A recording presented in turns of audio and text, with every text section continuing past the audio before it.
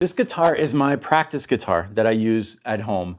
It's an affordable Harley Benton. It plays great, but it's very affordable, which means that if anything happens to it, it's not a big deal. I have two kids at home, a 6-year-old and a 4-year-old. Both of my kids are artists. Yes, this is permanent marker. That's all right, it comes with a job. And they're also both into tuning pegs. And so yesterday night, once the kids were in bed, I picked up my guitar, ready to practice, and I started with an open G chord. That gives me an idea. Hi, this is David, and today we are talking about developing phrasing and musicality on your guitar when things go wrong. I'm gonna warn you, this is completely unconventional, but it really, really works. Here's what we're gonna do. We're gonna take our guitar and we're going to untune it. Now, when I say untune it, I mean totally untune it. Don't use a tuner, tuning everything to flat or an open tuning. No, it has to be random.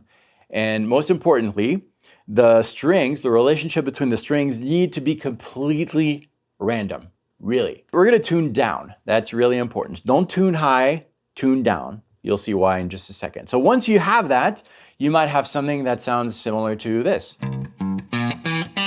Totally random. Now, what are we gonna do with this? Well, we're gonna start developing some simple patterns. Maybe we'll start with the 4th string here, frets 5, 6, 7. Love that sound. And then maybe on the next string, we will do the same thing, 5, 6, 7.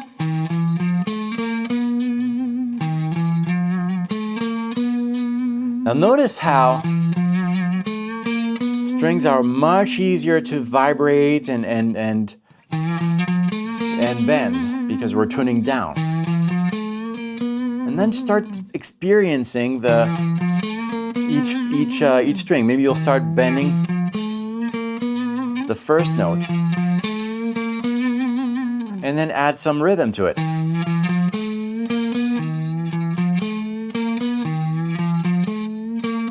What we're trying to do here is trying to organize chaos into something organized, something musical, something that the listener can kind of relate to. Now, because we can't really trust the relationship between the strings, everything is completely untuned, we're gonna have to rely on other things. Patterns, shapes, repetition, and rhythm. Let's bring in a loop here, a drum loop, which is gonna be really the stable thing. On top of that, we're gonna start playing with the pattern that we developed. In this case, it is 5, 6, 7, 5, 6, 7 on strings 4 and 3. We can use anything, it doesn't matter. And we're gonna try to play that with that stable thing, or on top of that stable thing. Internalize the beat. Ta, ta, taka, taka, taka, taka, taka, taka, taka, taka. Make your subdivisions.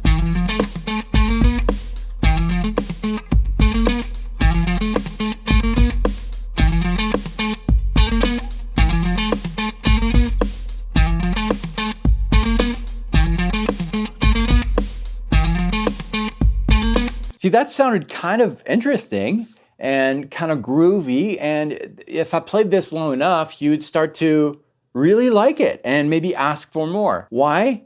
Not because of the choice of notes, but because of the groove that I'm playing.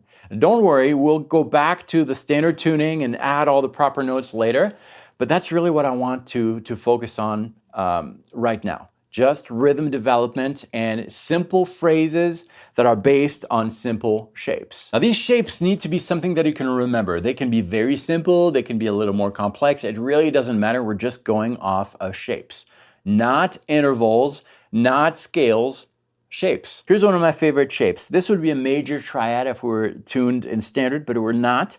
We're starting with the ring finger, the 4th string, 7th fret. And my middle finger is going to be on the 3rd string, 6th fret, and index on the 2nd string, 5th fret. Now, if I play this, it's probably going to sound different for you because, remember, we randomized the tuning, but this is what I have with that shape. Now, this shape can be started anywhere you want, any fret, any string. And you can reverse it too. So instead of having 7, 6, 5, you might have 5, 6, 7. So you can reverse these shapes. So let's try to develop something with this first shape, 7, 6, 5, and then 5, 6, 7. Whoops, 5, 6, 7. Maybe we'll try something like this, and then reverse it.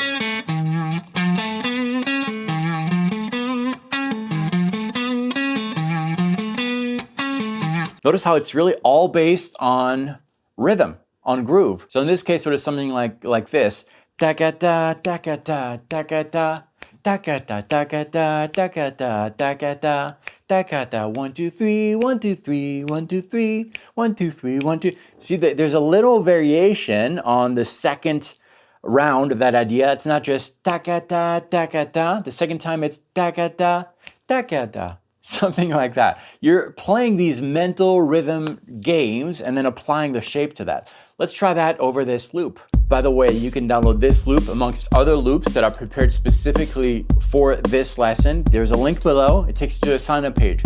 Sign up once, it's free, and you'll get access to the downloads for this video and all the other videos on the channel. And right now there are over 1,600 videos for free on the channel. Okay, let's try that idea. So internalize the rhythm. 1 2 3 4.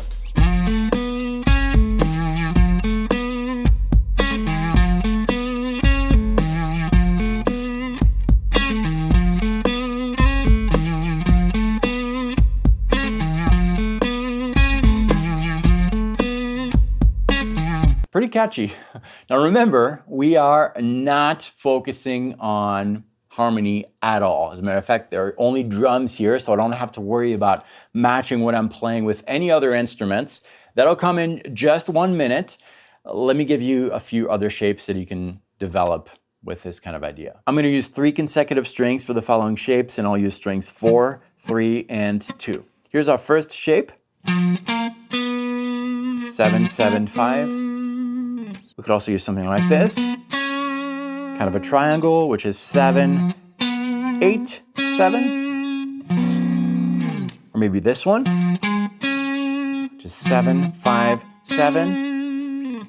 Or even this one, 7, 7, 7. Now, these are just suggestions. You can make up your own shapes as long as they're fairly short so that you can focus on rhythm development and phrasing instead of having to use some brain power to remember the shape that you played. Time to bring in the Vola Oz, thank you, which is in standard tuning. Now we're going to apply everything we've done before with the rhythm, and we're going to add the proper notes. The reason really we did that first without a tuned guitar is that it really helps you focus on the rhythm, only the rhythm. You are forced to create something coherent without the notes, and that really leads to new creative ideas and new purpose in your development of whatever you're working on. We're going to use a different backing track. This one is in G Dorian. It's also included in the free pack below. You can use the G minor pentatonic scale in its first position, or G Dorian, which is simply a G minor pentatonic scale for which we're adding a major second and a major sixth.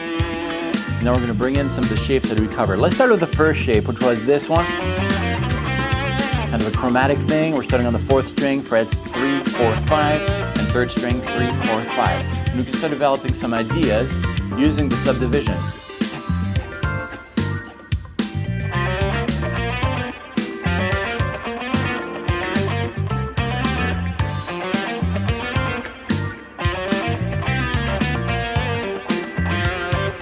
Add all the phrasing ideas that you've acquired in your journey.